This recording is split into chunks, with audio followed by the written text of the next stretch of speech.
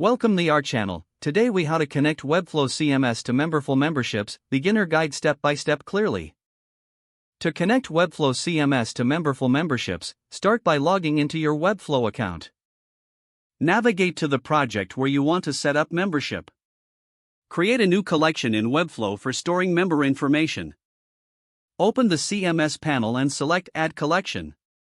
Name your collection, for example, Members, and set up the fields you need such as name. Once the collection is ready, go to Memberful and log in to your account.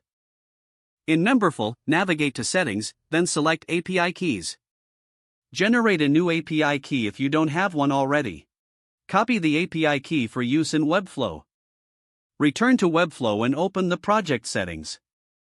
Go to the Integrations tab and locate the section for third-party integrations. Paste the Memberful API key into the appropriate field.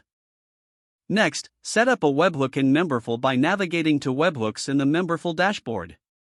Create a new webhook and enter your Webflow project URL. This URL will be used to communicate between Memberful and Webflow. Specify the event type you want to trigger the webhook, such as Member Added. Now, return to your Webflow project and access the collection settings. Create a new collection item for each Memberful member. Ensure all necessary fields are filled in according to the Memberful data structure. Test the integration by adding a new member in Memberful to verify it appears in your Webflow CMS. Check your Webflow CMS to confirm the member data is correctly imported. If everything looks good, your integration is now complete. You can customize your Webflow site to display this member data as needed. Your Webflow CMS is now connected to your Memberful memberships, enabling seamless membership management.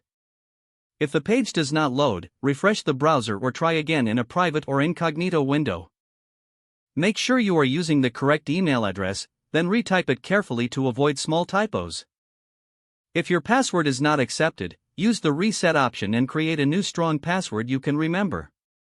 Check your spam folder for verification or security emails, then complete any requested confirmation steps. Enable two-factor authentication if available to improve account security and reduce unauthorized access risk. After signing in, review your profile details so your contact information and settings are accurate and current. Don't forget to like this video and subscribe to our channel for more step-by-step tech guides.